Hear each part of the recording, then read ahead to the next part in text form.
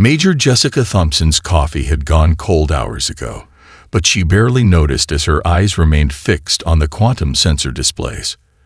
The night shift at Earth's Strategic Analysis Division was usually quiet, perfect for catching up on reports about distant colony activities and routine sensor maintenance. Tonight was different. "Sir, I'm picking up something unusual in Sector 7. Lieutenant Rivera called out from his station. Multiple signatures, moving in formation. Jess set down her coffee and strode over to his station, her boots clicking against the polished floor of the monitoring center. The holographic display showed a cluster of energy signatures, their blue markers pulsing in perfect synchronization as they decelerated from FTL speeds. "How many?" she asked, leaning in to study the readings. 17 distinct signatures, Major. Large vessels, probably cruiser class or bigger. Rivera's fingers danced across his console, pulling up additional data streams. They're maintaining tight formation even during FTL exit. That suggests serious coordination. Jess nodded, her mind already racing through the implications. Civilian ships, even during emergency situations, rarely maintain such precise positioning. "Run those engine signatures against our database," she ordered, returning to her station to begin her own analysis. The incoming ships were still beyond Jupiter's orbit, but they were decelerating rapidly, too rapidly for standard civilian drives. Before she could dig deeper into that observation, her console lit up with an incoming transmission. To the governing authorities of Earth, a melodious voice filled the command center, accompanied by a video feed showing a tall, elegant alien with silvery skin and flowing robes. "We come seeking sanctuary. Our colony fleet has escaped persecution in the Centauri sector, and we humbly request temporary asylum while we make repairs to our vessels." Jess felt her neck muscles tighten. Something about the transmission set off every warning bell in her mind. The aliens' appearance and story matched nothing in their extensive diplomatic database, but there was something hauntingly familiar about those engine signatures. Major Rivera's voice was tense. "Database match complete. Those engine signatures. They're a 92% match to the raiders that hit the Ganymede colony last month. Send everything to my station," Jess ordered, her fingers already flying across her haptic interface. The pieces were falling into place. The precision formation, the advanced deceleration capabilities, the unfamiliar species claiming refugee status. It all pointed to one conclusion. She opened a priority channel to Earth Defense Command. "This is Major Jessica Thompson, Strategic Analysis Division. Authorization code Delta 7 Romeo 29. We have a potential Class 1 threat situation. Major, this is General Hayes. We're receiving the refugee transmission. The diplomatic corps is already preparing a welcome delegation." "Sir, with all due respect, those aren't refugees." Jess transmitted her analysis package. "Engine signatures match known pirate raids. Their formation is military grade.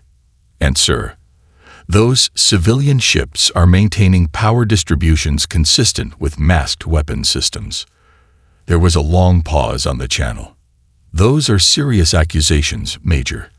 The diplomatic implications will be nothing compared to the implications of letting a pirate fleet get close enough to deploy those masked weapons, sir." Jess pulled up the classified reports from the Ganymede raid. "Look at the pattern analysis. These are the same ships that have been hitting our outer colonies, just with different transponder codes and a new paint job." She could hear the general discussing with others in the background. Meanwhile, the alien ships continued their approach, still broadcasting messages of peace and desperation. Their acting was good. She had to give them that. "Very well, Major," Hayes finally responded. "I'm ordering a covert battle stations alert. But if you're wrong about this..." "I'm not wrong, sir." Jess watched as the ships adjusted their course slightly, spreading out in what any civilian would see as a normal spacing pattern. But to her trained eye, it was clearly an attack formation in disguise. And I have a feeling we're about to find out just how right I am. She keyed her station to full combat mode and began prepping the targeting solutions for Earth's defense grid. If these pirates thought they were going to catch Earth unprepared, they were in for one hell of a surprise. The transformation happened in an instant. Like butterflies emerging from chrome cocoons, the supposedly civilian vessels split apart, armor plates shifting and weapons arrays unfolding. Where moments before had floated 17 refugee ships, now hovered a fleet of warships that looked like they'd been designed by someone who'd watched too many space pirate holovids. Major Thompson allowed herself a grim smile. And there it is. The main view screen flickered, and the elegant refugee leader was replaced by a scared reptilian face adorned with cybernetic implants. Captain Vexthor of the Caraxian Marauders had dropped his disguise along with any pretense of diplomacy. Humans of Earth, his voice boomed through the command center, no longer melodious but rough and threatening.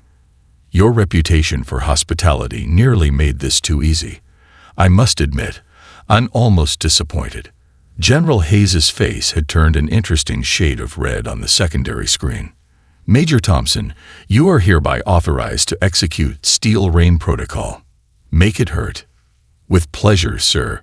Jess's fingers danced across her console, entering the activation codes she prepared hours ago. Throughout the solar system, hidden weapon platforms began powering up, their targeting systems linking into a unified network. Vexthor continued his monologue, clearly enjoying himself. Your worlds will be stripped, your resources plundered, and your people will learn to serve the... He paused, frowning at something off-screen. What do you mean multiple targeting locks? Sir, one of his bridge officers could be heard saying, I'm detecting thousands of weapon signatures activating around the planet and throughout the system. Impossible, Vexthor snarled. Their defensive capabilities were assessed as minimal. Their ships still use chemical propulsion. Jess keyed open a channel. Captain Vexthor, this is Major Jessica Thompson of Earth's Strategic Analysis Division. I should thank you. We've been waiting months to confirm our suspicions about who hit our colonies. She paused for effect. By the way, how's your shield calibration for kinetic impacts? The pirate captain's expression shifted from confusion to rage. You dare. Fire Solution Alpha, Jess commanded. All batteries, execute. The space around Earth's orbit lit up as hundreds of railgun platforms emerged from their stealth coverings. The pirates had positioned themselves in a perfect attack formation, which also made them perfect targets. The first salvo of tungsten rods, accelerated to a significant fraction of light speed, crossed the distance in seconds. Shields at maximum. Vexthor roared, but his confident expression faltered as the first impact struck his fleet. The tungsten rods, simple pieces of metal turned into devastatingly effective weapons by sheer velocity, punctured through the pirates' energy shields like they weren't even there. Two of the smaller ships simply ceased to exist, transformed into expanding clouds of debris. A third spun wildly, its port side open to vacuum. Impossible. Vexthor's cybernetic eye was twitching. These are primitive projectile weapons. Funny thing about physics, Jess replied, already inputting coordinates for the second salvo. It doesn't care how advanced your shields are. Mass times velocity equals having a really bad day. The pirate fleet scattered, breaking their perfect formation as they tried to avoid the continued barrage. But Earth's defense grid had been designed specifically for this scenario. Each platform adjusted its aim independently, predicted target vectors, and continued the assault. All ships returned fire. Vexthor ordered. Energy beams lanced out from the pirate vessels, only to be absorbed by ablative armor or reflected by the platform's mirrored surfaces. You know, Jess commented as she watched another pirate ship split in half under the barrage, we could have developed energy weapons. But sometimes the old ways work just fine. Lieutenant Rivera, signal Colonel Martinez in the asteroid belt. Tell him to prepare for Phase 2. As the pirates desperately tried to regroup, their fleet already reduced by a third, Jess couldn't help but think about all those budget meetings where politicians had questioned the need for outdated kinetic weapon systems. She wished they could see the looks on the pirates' faces now. Fire Solution Beta, she ordered, watching as another wave of tungsten rods launched from Earth's defensive grid. Let's show them why you don't bring shield generators to an artillery fight. The emergency lighting aboard Vex Thor's flagship cast an eerie red glow across his bridge. Damage reports flooded in from the surviving ships of his fleet as another salvo of relativistic tungsten rods tore through space around them. How? He growled, his cybernetic eye frantically scanning tactical displays. They're a pre-FTL civilization. They shouldn't have anything like this. On his command screen, Major Thompson's face remained coldly professional. You know what your biggest mistake was, Captain. Assuming that because we haven't spread across the stars, we haven't been preparing for threats like you. A junior officer on Vex Thor's bridge screamed in panic. They're shooting metal sticks at us. Just primitive metal sticks. Why aren't our shields? His voice cut off as a tungsten rod punched through their port side, the temporary vacuum silencing him before emergency force fields snapped into place. All ships, evasive pattern Delta 9. Vex Thor ordered, watching as his remaining vessels attempted to break formation and scatter. But the humans had anticipated this too. From her command center, Jess watched the tactical display with satisfaction. Target solutions are holding. Rivera, activate the secondary grid. Hundreds of additional railgun platforms, previously dormant to mask Earth's true defensive capabilities, powered up. The pirates now faced fire from multiple vectors, their escape routes closing with each synchronized barrage. This is impossible, Vex Thor's tactical officer muttered, staring at his displays. Their targeting systems are predicting our every move. It's like they've studied our... Of course we studied you, Jess interrupted, her voice carrying across the command channel. Those raids on our colonies, we let a few succeed. Needed to understand how you think, how you move. Old Earth military doctrine. Know your enemy. Another pirate vessel disappeared in a spectacular explosion as multiple tungsten rods struck it simultaneously. The debris field expanded outward, forcing nearby ships to adjust course, directly into the path of waiting artillery platforms. Sir, Rivera called out from his station. The Corrections are attempting to power up their FTL drives. Jess allowed herself a small smile. Right on schedule. Execute fire solution, Charlie. The next wave of projectiles targeted the areas where the pirates would need to maintain formation for FTL jump synchronization. The tungsten rods, moving at relativistic speeds, created a deadly web of trajectories. Any ship attempting to line up for a jump would face multiple impacts. You primitive. Vex Thor's transmission cut off as his flagship took a direct hit to its communications array. When he re-established contact, the fury in his voice had been replaced by something else. Fear. Major Thompson, he said, his earlier bravado gone. Perhaps we can negotiate. Funny thing about negotiations, Captain, Jess replied, authorizing another barrage. They work better when you start with them. Lieutenant Rivera, please show the captain what we think of pirates who attack our colonies. The space around Earth had become a graveyard of twisted metal and scattered debris. The surviving pirate ships weaved desperately through the chaos, their shields flickering and failing against the relentless artillery barrage. Their energy weapons, designed to overwhelm traditional shields, proved nearly useless against Earth's simple but effective armor plating. Status report, Jess commanded, watching as another pirate vessel's engine core reached under sustained fire. 11 enemy ships confirmed destroyed, Rivera reported, 4 heavily damaged and losing power. The remaining 2 appeared to be attempting to withdraw toward the asteroid belt. Jess nodded, right where Colonel Martinez is waiting for them. Send word to his positions. Let's make sure our guests receive a proper welcome when they arrive. As she watched the tactical display, Jess couldn't help but think about how the pirates had so completely underestimated Earth's capabilities. They'd expected an easy target and found instead a fortress world bristling with weapons they'd never considered a threat. All batteries, maintain firing solutions, she ordered. Let's remind the galaxy why humanity survived long enough to reach the stars. The thunder of electromagnetic railguns continued to echo across space, a testament to humanity's unique approach to defensive warfare. In the end, sometimes the simplest solutions prove the most effective, especially when delivered at relativistic speeds. Colonel Mike, Mad Dog, Martins lounged in his command chair aboard mining station Delta 7, boots propped up on his console, munching on beef jerky.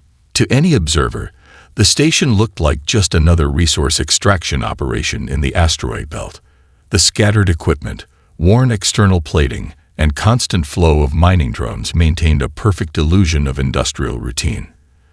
"They're heading your way, Colonel." Major Thompson's voice came through his secure channel. "2 ships, both damaged. Expecting to lose our targeting solutions in about 3 minutes once they enter the dense debris field." Martinez grinned, crumpling up his jerky wrapper. "Roger that, Major. Time to wake up the neighborhood." He keyed his station-wide comm. "All right, boys and girls, showtime. Light 'em up." Throughout the asteroid belt, dozens of abandoned mining stations suddenly transformed. Mineral processors retracted, revealing artillery batteries. Survey drones activated weapon systems.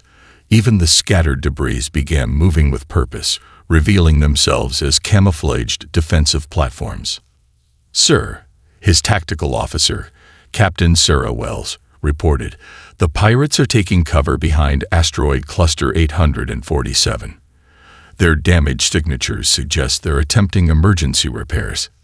"Cute," Martinez chuckled. "They think they're hidden." He stood up, stretching dramatically.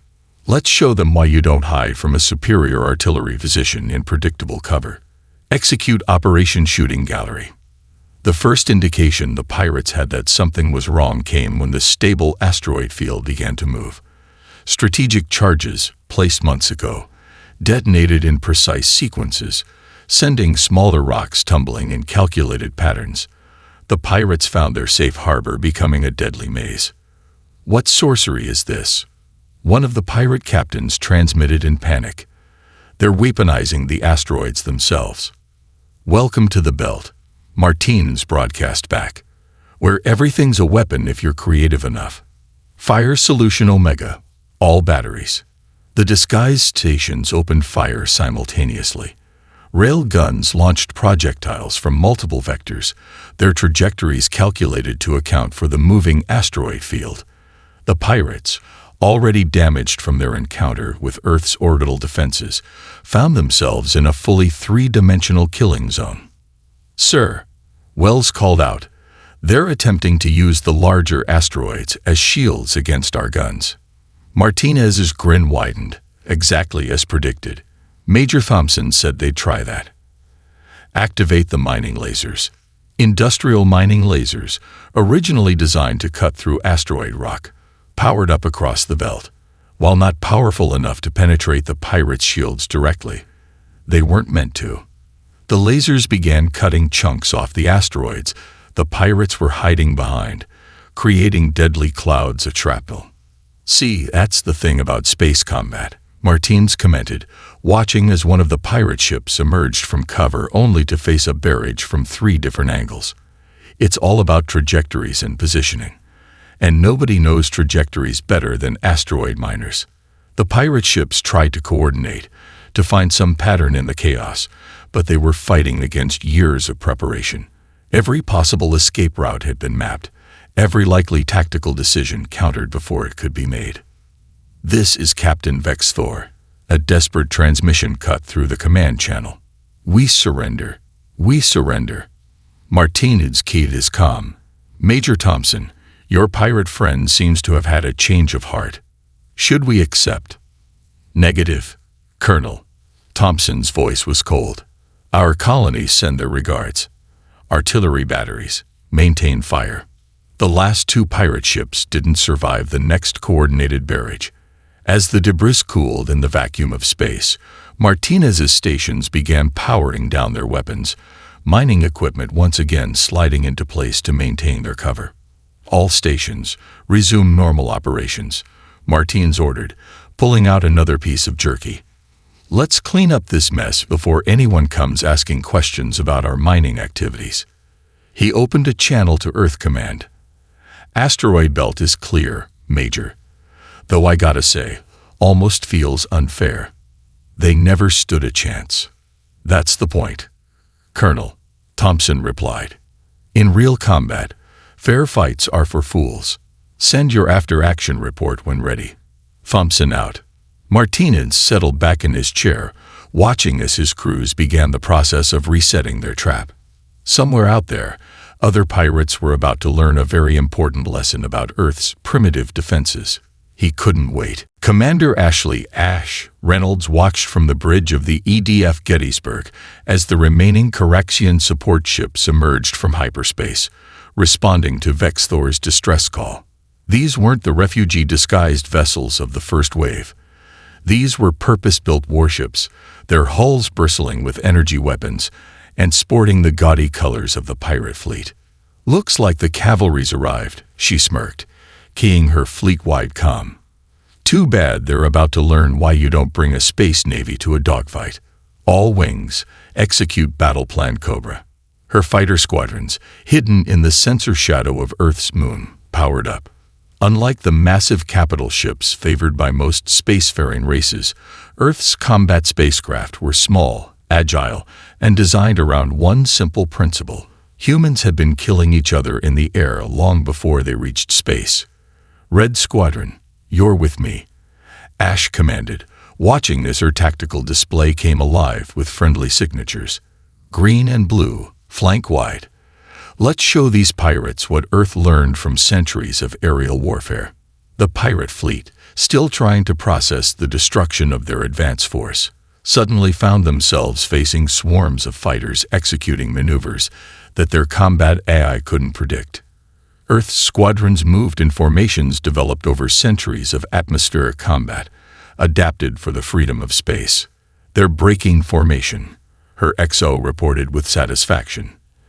Their targeting systems can't maintain locks. Our flight patterns aren't in their combat database. Ash grinned as she watched the chaos unfold. The pirate ships, designed to fight other capital ships, struggled to track the smaller, faster Earth vessels.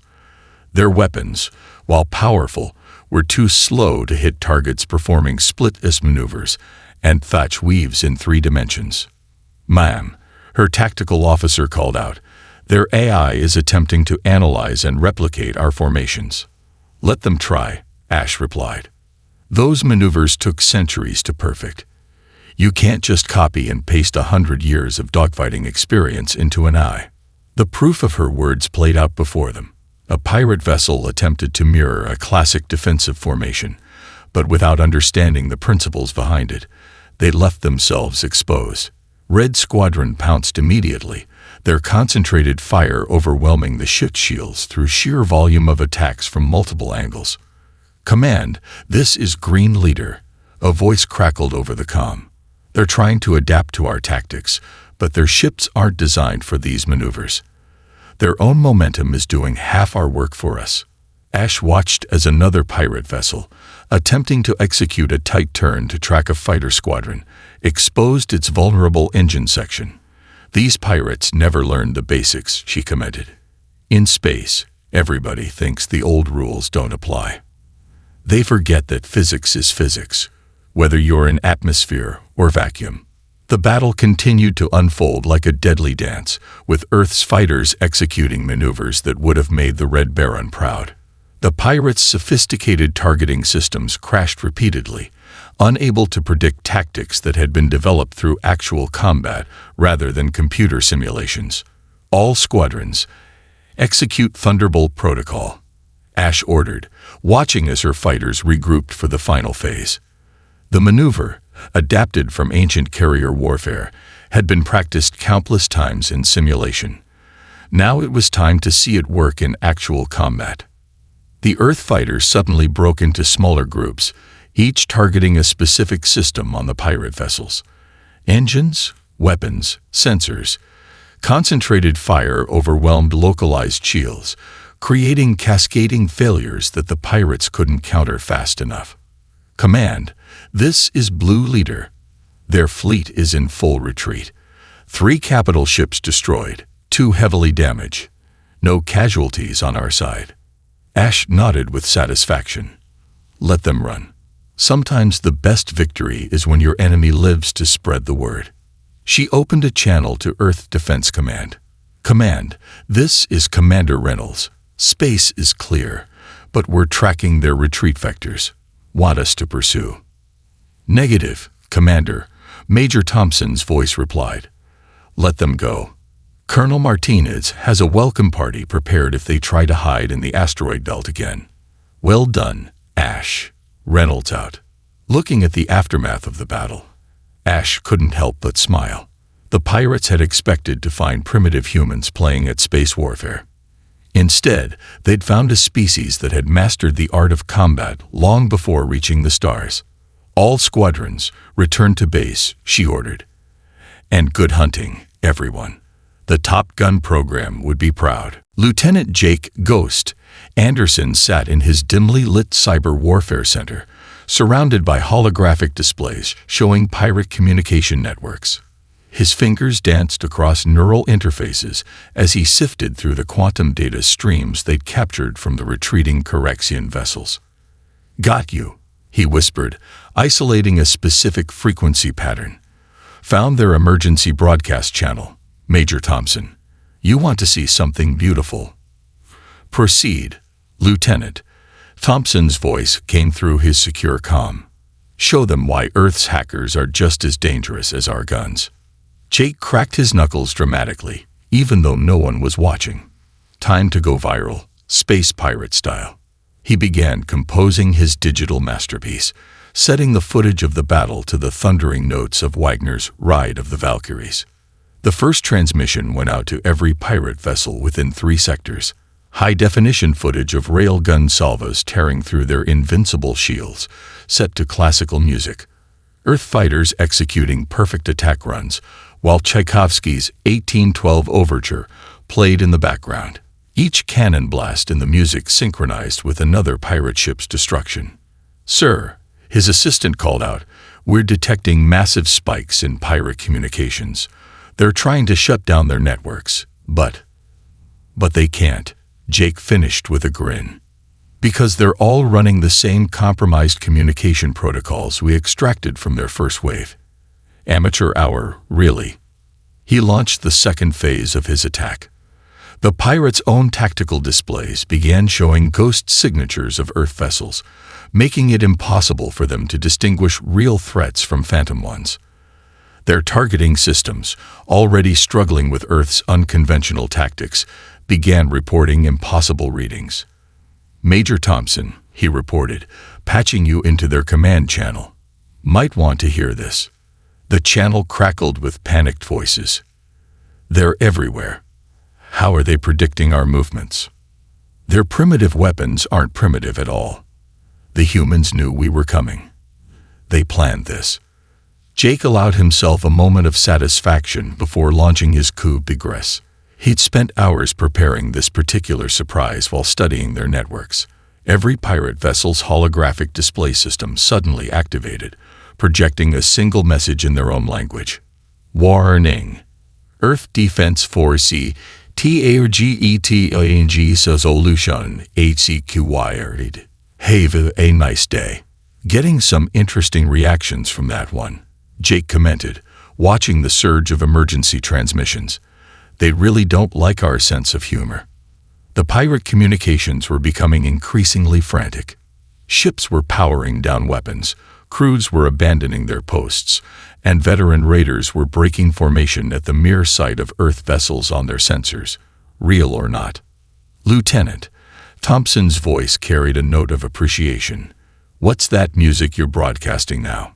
The Imperial March from Star Wars, ma'am. Thought it was appropriate.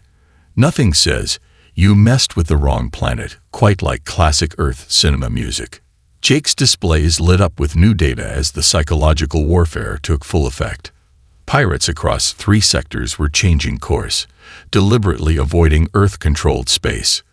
Their encrypted channels were filling with warnings about the demon worlders, who turned simple metal rods into relativistic kill vehicles and whose fighters moved like they were possessed. "Receiving transmission from the Galactic Council, sir," his assistant reported. "They're requesting our battle footage. Apparently, some of our transmissions reached their military channels." "Send it to them," Thompson ordered. "Full HD, all angles. Let's make sure everyone understands exactly what happens when you mistake humanity's pragmatism for primitiveness." Jake nodded, preparing the data package. But he couldn't resist adding one final touch: a compilation of Earth's greatest military marches playing behind the footage. As he worked, he monitored the continuing chaos in pirate space. Their supposedly fearsome armada was being undone, not just by Earth's weapons, but by the power of information warfare. "Package sent, Major," he reported. "And our viral campaign is trending across all known pirate frequencies. I don't think we'll have to worry about raids on our colonies anymore. They're too busy warning each other about the crazy humans who fight with rocks and classical music." "Excellent work, Ghost," Thompson replied. "Keep monitoring their channels. Something tells me this story is about to spread far beyond just pirate space." Jake leaned back in his chair, watching as his digital broadside continued to spread chaos through the enemy fleet. Sometimes the best victories weren't won with weapons at all, but with the right information in the right places, and a soundtrack to remember it by. The Galactic Council's emergency session was interrupted by the sound of someone opening a beer can. All eyes turned to Major Jessica Thompson, who had just cracked open a cold one while sitting in Earth's designated diplomatic section. "What?" she asked, noting the shocked stares from various alien dignitaries. "It's been a long week. Anyone want one? We brought enough for everyone." The council chamber, normally a place of austere dignity, was currently displaying multiple holographic replays of Earth's battle with the Caraxian pirates. The footage of tungsten rods tearing through impenetrable shields had been playing on repeat for the last hour. Ambassador Kthex of the Regelian Confederation rose from his seat, his crystalline form shimmering with what humans had learned was their equivalent of nervous sweat. "The Council wishes to understand. How did a pre-FTL civilization develop such effective defensive capabilities?" Jess took another sip of her beer. "Simple.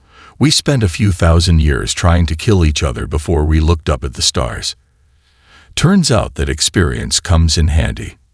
Colonel Martinez, sitting next to her and working on a crossword puzzle, chuckled. "Plus, you folks made it really easy. Everyone's so focused on energy weapons and shields. Nobody expects to get taken out by good old-fashioned kinetic bombardment. But the sophistication of your targeting systems," another ambassador sputtered. "The complexity of your fighter formations, the psychological warfare tactics." "Ma'am," Commander Reynolds spoke up from her seat, where she was playing a game on her phone. "We've been doing air combat since we had planes made of wood and fabric. Space just means you don't have to worry about wind resistance." The council chamber erupted in overlapping conversations as various species tried to process this information. The footage playing on the screens shifted to show Earth fighters executing perfect attack runs, while classical music blared across pirate frequencies. "Is that entertainment music playing during combat?" a Serpentine ambassador asked, incredulous. "Lieutenant Anderson's idea," Jess explained. "Kid's got a flair for the dramatic. Though I have to admit, Wagner does add a certain something to railgun footage." A tall, elegant alien in flowing robes approached their section. "The Council has received 17 formal requests for defensive technology sharing agreements in the last hour. The Caraxian pirates have terrorized our trade routes for decades. Yet your primitive weapons eliminated their strongest fleet in less than a day." Martinez finally looked up from his crossword. 9 letters, massive show of force as deterrent. "Anyone?" "Avalanche," Jess supplied, before turning back to the alien diplomat. "Look, we're happy to discuss defense agreements. But first, we need to talk about these primitive civilization classifications. Because from where we're sitting, having FTL doesn't automatically make you advanced in every way." The council chamber's main display shifted to show the aftermath of the battle. Debris from pirate ships floated serenely against the backdrop of space, while Earth's defensive platforms returned to their disguised configurations. The Council would like to formally apologize for any misconceptions about Earth's capabilities, Thex announced. We would also like to propose an immediate review of Earth's classification status. Great, Jess replied, finishing her beer. While you're at it, might want to review your entire defense doctrine. Because if a bunch of primitive humans can take out the galaxy's most feared pirate fleet using basically fancy rocks and classical music, you might be overlooking some fundamentals.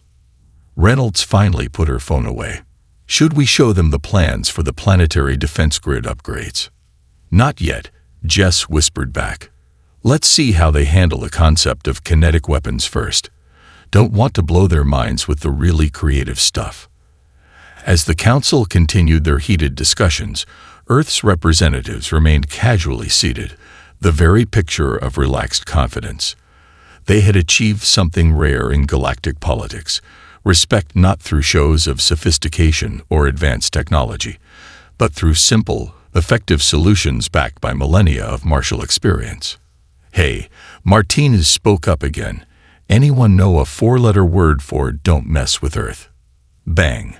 Jess replied with a smile, watching as another group of ambassadors approached with treaty proposals in hand. The observation deck of Earth's Lunar Defense Command offered a spectacular view of both Earth and the new diplomatic observation area, where captured Caraxian ships were being studied.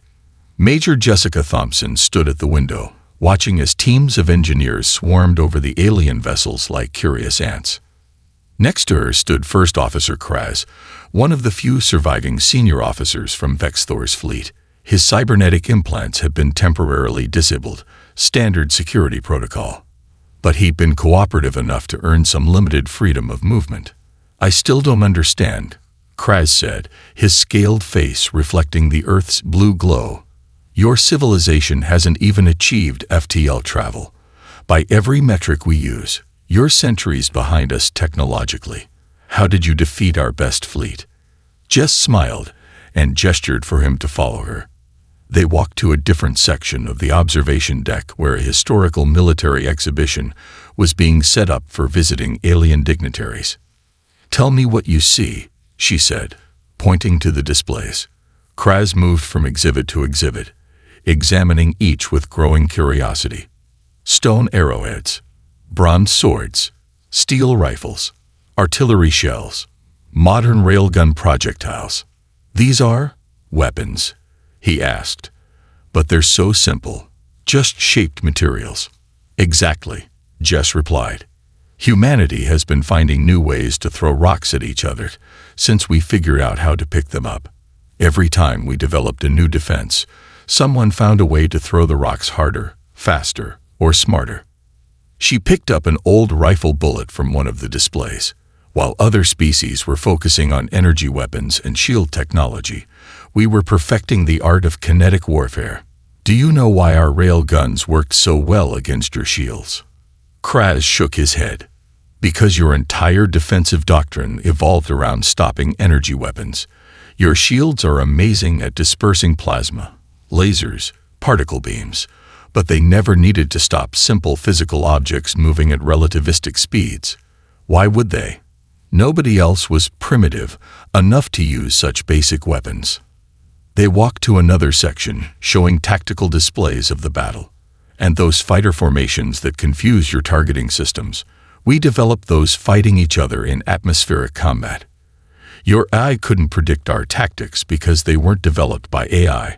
They were developed by pilots who had to outthink other pilots. But surely now that you have access to our technology, Kraz began.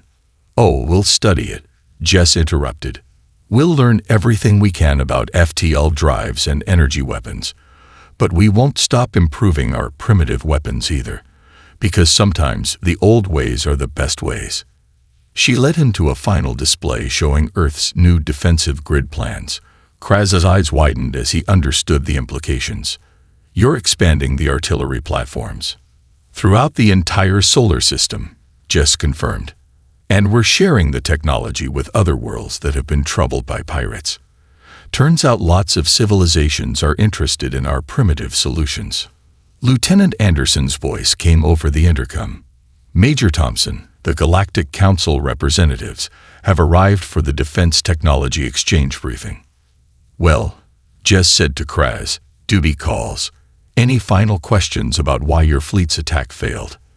Kraz looked once more at the historical weapons display, then back at Earth hanging in space, surrounded by its invisible network of defensive platforms.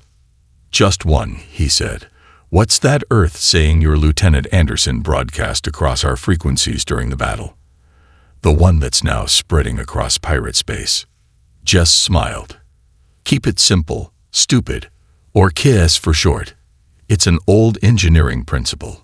Sometimes the simplest solution is the best one, especially if you accelerate it to relativistic speeds. She left Kraz contemplating the exhibits and headed to meet the council representatives. As she walked, she couldn't help but smile at how quickly the galaxy was learning what pirates had discovered the hard way. Earth might be new to the galactic community, but humanity's experience with warfare was anything but primitive. The future would bring new challenges, new threats, and new technologies. But as long as Earth remembered its roots, its long history of finding clever solutions to complex problems, she had a feeling they'd do just fine in the galactic neighborhood.